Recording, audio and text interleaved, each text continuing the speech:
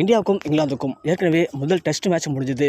முதல் டெஸ்ட்டில் முதல் இன்னிங்ஸில் இந்தியா எப்படி அற்புதமாக ப்ளே பண்ணாங்களோ அதே மாதிரி ரெண்டாவது இன்னிங்ஸில் இந்தியா ரொம்ப ஒரு மோசமான வெளிப்பாட்டை வெளிப்படுத்தினாங்க. இதற்கு எல்லாருமே ஒரு குற்றச்சாட்டை பதிவு பண்ணாலும் தல தோனி என்ன சொல்கிறார் அப்படின்னா, இந்தியாவில் இருக்கக்கூடிய பேட்ஸ்மேன்கள் எல்லாருமே முதல் இன்னிங்ஸில் அற்புதமாக ப்ளே பண்ணதோடைய அந்த மைண்ட் செட்டில் ரெண்டாவது இன்னிங்ஸில் சரியாக கவனம் செலுத்தலை, அதனாலேயே எல்லாம் தோற்று போனாங்க. அதனால் நான் சொல்கிற மிக முக்கியமான வீரர்கள்லாம் உள்ளே இருந்தால் கூட இந்தியா ஜெயிச்சிருக்க வாய்ப்புகள் சொல்லியிருக்காரு. அந்த வகையில் இப்போது முதல் டெஸ்ட்டில் இருந்த மிக முக்கியமான வீரர்கள் ரெண்டாவது டெஸ்ட்டில் களமிறங்க போகிறது கிடையாது அப்படின்னும், அவங்க எல்லாருமே காயத்தினால் விலகி இருக்கிறது முதல் டெஸ்ட்டில் இருந்த அந்த நமக்கு பின்னடைவை ரெண்டாவது டெஸ்ட்டில் ரொம்பவே அதிகமாக ஏற்படுத்தியிருக்கு. அந்த நிலைமையில் இப்போ தலை தோனி சொல்லக்கூடிய மிக முக்கியமான வீரர்கள் உள்ள களமிறக்கப்பட்டால் கண்டிப்பாக இந்தியாவுக்கு ஒரு நல்ல பலம் கிடைக்கும். இல்லைனா கண்டிப்பாக இந்தியா மீண்டும் இங்கிலாந்துகிட்ட படுதோல்வி அடைவது உறுதி அப்படிங்கிற மாதிரி தலை தோனி இப்போது மிக முக்கியமான எச்சரிக்கை ரோஹித் சர்மாவுக்கு விடுத்திருக்காரு. அந்த எச்சரிக்கையின்படி கண்டிப்பாக தலை தோனி சொல்லக்கூடிய ஐடியாவை ரோஹித் சர்மா கடைபிடிப்பாரா மாட்டாரா அப்படிங்கிறது தான் இப்போது எல்லார் மனதிலையும் ஓடிட்டு இருக்க மிக முக்கியமான கேள்விக்குறியாக மாறியிருக்கு. முதல் டெஸ்ட்டில் கலந்துக்கிட்ட மிக முக்கியமான வீரர்கள் ரெண்டாவது டெஸ்ட்டில் யாரெல்லாம் கலந்துக்க போகிறது இல்லை. ஏற்கனவே முதல் டெஸ்ட்டில் விராட் கோலி இல்லாதது இந்தியாவுக்கு மிகப்பெரிய பின்னடைவு. அதனைத் தொடர்ந்து முதல் டெஸ்ட்டில் களமிறங்கி நல்லா விளையாண்ட ஜடேஜா காயத்தின் காரணமாக அவர் விலகிட்டார்.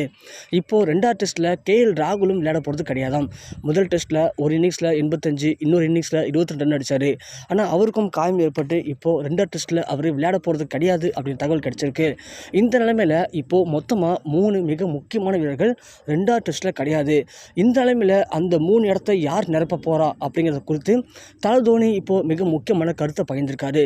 அதாவது அவர் என்ன சொல்கிறார் அப்படின்னா, ரஞ்சி கோப்பையில் டான் பிராட்மனுக்கு பிறகு அதிகமாக சதம் அடித்து நல்ல ஒரு சராசரியை கீப்பப் பண்ணிட்டு இருக்க மிக முக்கியமான வீரர் சர்ஃபராஸ் கான். சர்ஃபராஸ் கான் டெஸ்ட்டில் களமிறக்கி விட்டோம் அப்படின்னா கண்டிப்பாக சூப்பராக ப்ளே பண்ணுவார் அப்படிங்கிற மாதிரி தலை தோனி சொல்லியிருக்காரு. அது மட்டும் இல்லாமல் புஜாரா நல்லா தான் ப்ளே பண்ணியிருந்தார் டெஸ்ட் மேட்ச்சில், அவர் ஏன் உள்ளே கொண்டு வர மாட்டீங்க அப்படிங்கிற மாதிரி கேள்வி எழுப்பியிருக்காரு. அதோட வாஷிங்டன் சுந்தரை உள்ளே கொண்டு வர சொல்லியிருக்காரு. வாஷிங்டன் சுந்தர் உள்ளே வந்தார் அப்படின்னா கண்டிப்பாக ஜடேஜாவோட இடத்த அவர் ஃபில் பண்ணுறதுக்கு அதிகமான வாய்ப்புகள் இருக்கிறதாகவும் தலை தோனி இப்போது மிக முக்கியமான கருத்தை பகிர்ந்திருக்காரு.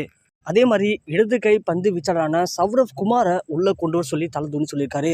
அதாவது தலை தோனி மொத்தமாக இப்போது விடுபட்டிருக்க 3 வீரருக்கு பதிலாக மொத்தம் 4 வீரர்களுடைய பெயரை அவர் சொல்லியிருக்காரு குறிப்பிட்டு. இந்த 4 வீரர்களில் நீங்கள் 3 பேரை உள்ளே கொண்டு வந்தீங்க அப்படின்னா இந்தியாவுக்கு மிகப்பெரிய ஒரு பக்கபலமாக இருக்கும். இல்லை அப்படின்னா முதல் டெஸ்ட்டில் எப்படி இந்திய அணி ரெண்டாவது இன்னிங்ஸில் தோற்று போனாங்களோ அதே மாதிரி ரெண்டாவது டெஸ்ட்டில் முதல் 2 இன்னிங்ஸும் தோற்று போக அதிகமான வாய்ப்புகள் இருக்குது.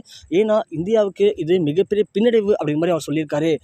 தலை தோனி சொல்லியிருக்க மிக முக்கியமான பாயிண்ட்டை கருத்தில் வச்சு ரோஹித் சர்மா என்ன மாதிரியான பிளேயிங் அவர் செட் பண்ண போகிறாரு அப்படிங்கிற மிகப்பெரிய நோக்கத்தில் ரசிகர்கள் எல்லாமே காத்திருக்காங்க. தலை தோனி சொல்லக்கூடிய அந்த 4 வீரர்களும் கண்டிப்பாக இந்திய அணிக்கு வந்தால் இந்திய அணிக்கு எவ்வளோ பெரிய பக்கபலமாக இருக்கும்னு நீங்கள் நினைக்கிறீங்க? உங்களுடைய கருத்துக்கள் என்ன அப்படிங்கிறத கீழே மறக்காமல் கமெண்ட் செக்ஷனில் பதிவு பண்ணுங்கள்.